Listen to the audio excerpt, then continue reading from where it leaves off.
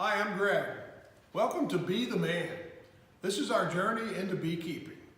I want to take you on a journey with me as we begin the process of keeping honeybees literally from start to finish. We're going to go from acquiring the initial supplies until we're harvesting honey later in the year. What's different about this YouTube channel than many I've seen is rather than you just watching me, what I would invite you to do is come along this journey with me. It's not too late.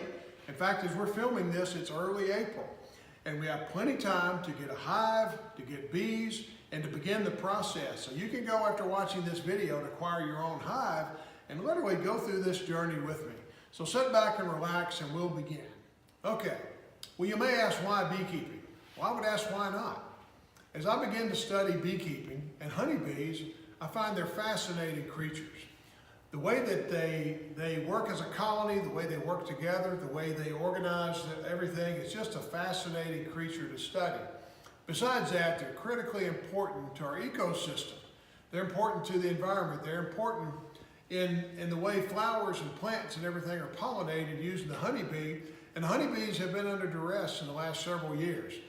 Some environmental factors have affected the bees. Pesticides have affected bees, and they've had some other disorders. So it's not only is it fun, is it interesting, you're actually helping. In our case, we live in a rural area in West Tennessee. I'm surrounded by farms all around me. All of my farmers will benefit from my honeybees. So if you're like me, you ask, where do I start? Where do I begin? How do I learn about beekeeping? Where do I get started? Well, the first thing I did was two things, actually. One, I went to a local area Beekeepers Association meeting to meet people that are involved in the hobby, to meet people that do this kind of at least semi-pro, and to learn from people, to find out about the supplies, where you order things, what the hives need to be, and all of that. Second thing, I began to read everything I could get. I don't really want to endorse specific products here right now, but I did read Beekeeping for Dummies. And Beekeeping for Dummies was very appropriate and takes you through everything from A to Z. So that's one book I'll recommend. I'll show it to you in a future video. So I began to do that. I began to read, I began to study, and I found out the first thing you do, if you want bees, you gotta have a place for them to live. So we're gonna talk first in this first segment about the beehive. Okay, let's talk about the hive. If you're gonna have bees, you have to have a place for them to live. So we're gonna talk about that. Now, the first thing I did is I bought actually a store-bought hive. Not something I'll probably do in the future. I'm more of a do-it-yourselfer and probably build my own hives. But I wanted to get one that had all the components so I could touch and feel and know what pieces are what. So I went to the local co-op and purchased my first hive. Now, a nice thing that came with this one was a poster that actually describes all the components of a beehive. Also has some information about some tricks and tips to know by spring, fall, summer, winter, and that sort of thing, of things in general, what you do to keep bees. Also, it had a listing of some of the common tools of the trade, if you will. So I found this to be kind of handy. Well, we're going to learn about the beehive, and we're going to start with that because that's kind of the fun of it. You want to see the hive first. There's other things we'll learn in future episodes, but right now let's just talk about the hive. Again, this is a complete beehive. This came, again, out of a box from a store with each component, so I'm just going to describe it to you. And every beehive in the world is kind of similar to this, and particularly those that are a Langstroth hive, which is what this hive is, named after Dr. Langstroth that invented this hive back in the mid-1800s, still using this style today. Well, the first thing is the top outer cover. It's the roof of the house, if you will. That's this piece, and I'm going to take it apart and then describe each piece as we go. The outer cover is the roof. This particular one has metal on the top. They don't all have metal. This one does, to keep rain off, keep the weather out, and also to reflect the heat, if you will, in the summer. We're coming to you from the deep south. It gets very hot in the summer, so anything we can do to reflect heat in the summer will be very good. The second component of the hive is the inner cover. This is like the ceiling on your house, if you will. It fits right below the outer cover. This one is called a vented inner cover. Any guess why it's called vented? It has a little vent right in the center of it. It fits right over here. If you'll notice, it has a little space. There's a gap here, enough room for bees to walk around on. That's called bee space. So bees sometimes will come up through that, and they'll be doing things up in this section as well. After the inner cover, we really get to the business end of the hive, if you will. This is where the bees live. This particular box is called a brood box because that's where the bees create brood. Brood is the baby bees, if you will. That's where the queen lays eggs and the worker bees take care of them, raise brood. They'll also build honey in this box, but this honey is just for the bees. It's not for us. We just harvest excess bunny, or excess honey, not bunny. A little bit about this box.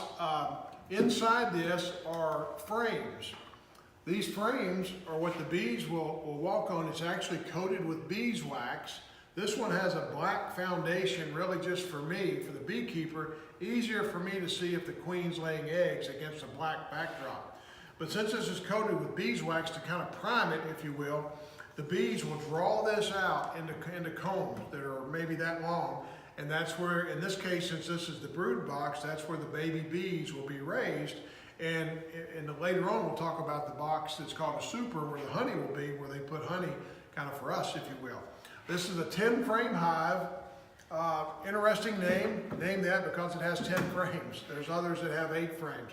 I'm going to take this box off. Now, one thing we'll talk about later before I do is as the hive grows, you'll simply add more boxes on top.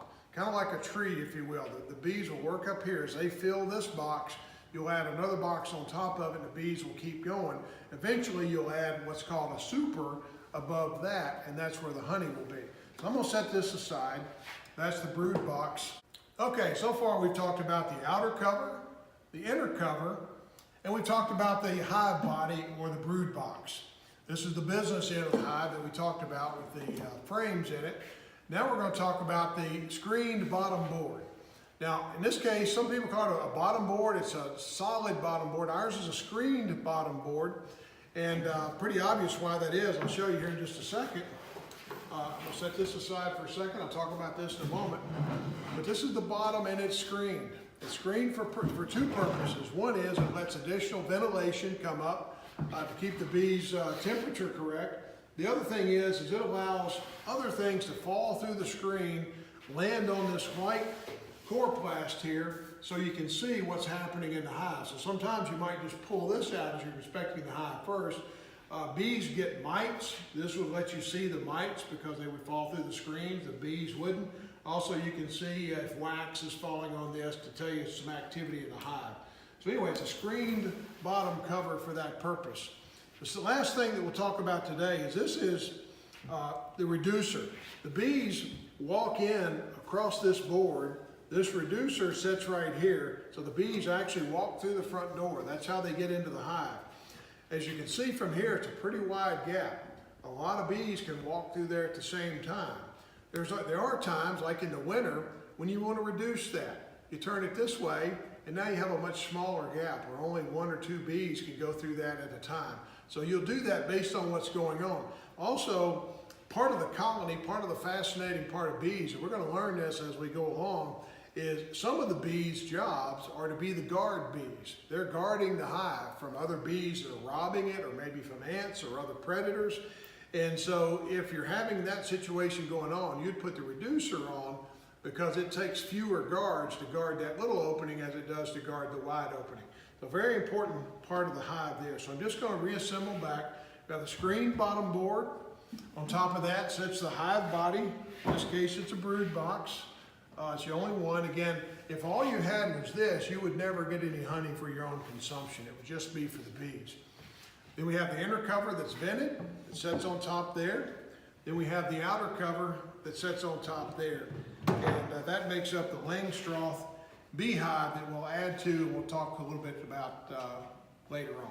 Well, thank you so much. I hope you've enjoyed this first session of Be the Man. And I really do hope you take this journey along with me as we get into the beekeeping hobby for fun, for honey, and also to help those around us. I'd like to encourage you to press the like, comment, or subscribe buttons down at the bottom of your screen. There's also a bell there. If you'll select that bell, then each time we post a new video, you'll be notified. In fact, the next video will be coming up shortly. The next one will be on beekeeping safety equipment, beekeeping tools, the things that you need, kind of the tools of the trade. And then the one immediately after that will be on acquiring bees. It'll be really why we got into this. So the next couple of episodes are are very important. Again, I encourage you, go out and get your own hive. Leave me a comment and I'll comment back if you have any specific questions about that. And we look forward to seeing you next time. I want to remind you of one thing. I saw something one time from Charlie Brown. And Charlie Brown said, you know, Snoopy, one day we're all going to die. Well, Snoopy said, yes, Charlie Brown, but every other day we're going to live. And that's kind of the philosophy we have here at Be the Man. This is one of those every other days, and we're going to live. Thank you. God bless. I'll see you next time.